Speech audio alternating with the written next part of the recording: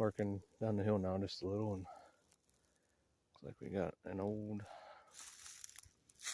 piece or something here. Definitely, it's seen better days. Ancient.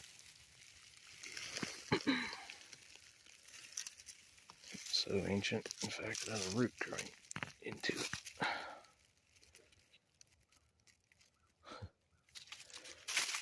That's an old one there.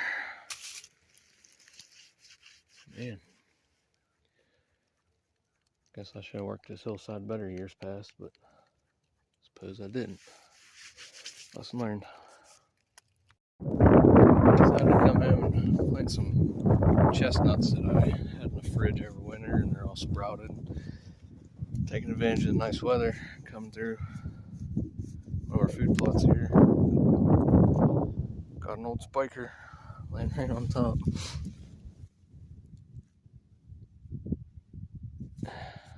Well, today ended up being a pretty good day as far as sheds go.